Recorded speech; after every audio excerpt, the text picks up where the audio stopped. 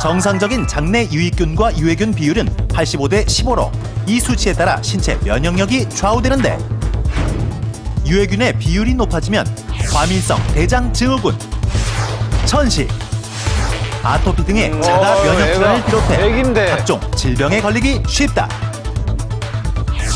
따라서 장에 좋은 유익균을 유지하는 것이 무엇보다 중요한 것.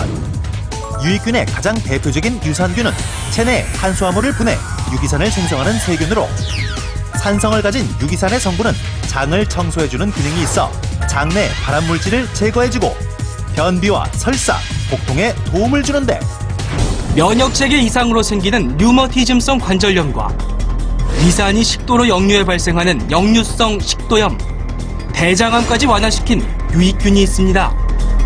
유산균이 류마티스에 좋다, 면역력에 좋다 해서 찾아서 먹게 됐어요.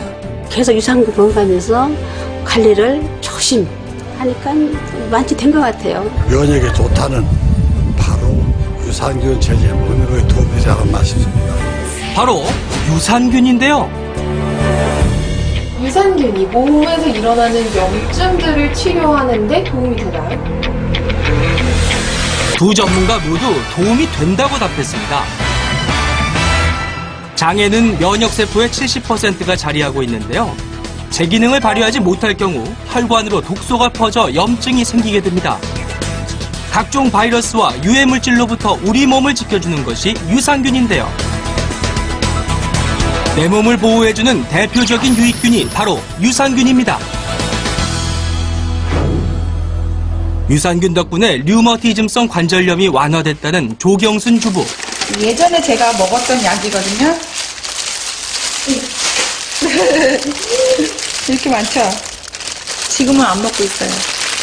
2007년 진단받을 당시 손가락과 무릎, 발목, 어깨에 심한 통증을 호소했는데요. 걸음을 못 걸었고 손가락은 아침에 일어나면 매디서부터 다 아파서 행주를 짜지도 못했고 설거지를 하면 유리컵도 놓쳐서 깨치기도 하고 손가락 마디마디가 쑤시고 걷는 것조차 힘들었다는 그녀. 하지만 이제는 산책은 물론 달리기도 거뜬하다고 합니다. 류머티즘성 관절염과 함께 음식으로 인한 알레르기 피부염도 겪었다고 하는데요. 지금은 많이 호전된 상태. 많이 좋아졌죠. 말끔하게 나은 것을 확인할 수 있었습니다. 이게 알레르기 피부염이 없어지는 것 같더라고요. 3개월 정도 재발을 안 한 것 같아요. 두 가지 질병과 유산균, 어떤 관련이 있는 걸까요?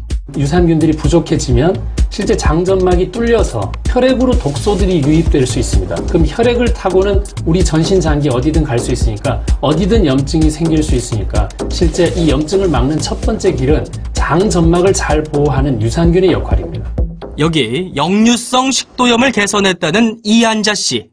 옛날에 이렇게 병원에서 진단 받은 건데 계속되는 가슴 쓰림 현상으로 2010년 병원을 찾았다가 역류성 식도염 진단을 받았는데요.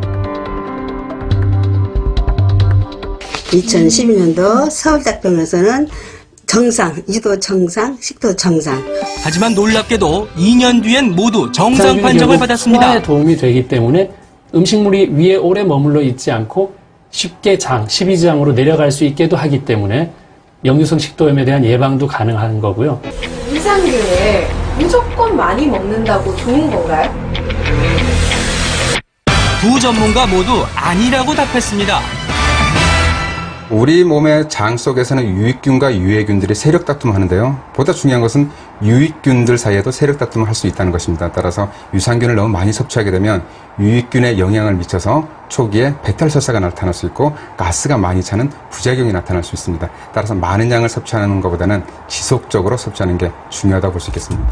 한 논문에 따르면 궤양성 대장염 환자들에게 유산균을 섭취하게 한 결과 66.6%의 환자에게서 염증 완화 효과가 있었다는 연구 결과가 발표됐는데요.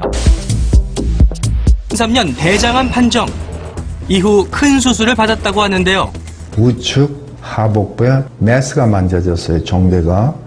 그렇게 대변 보는 게 불규칙하고 검은 피가 나오고 소화가 안 되고 우측 대장암 약 3기 정도라고 진단을 하고 수술 시작했습니다. 수술 후 5년 이상 암이 재발하지 않아야 완치 판정을 받을 수 있는데 11년이 지난 현재까지 암이 재발하지 않았습니다.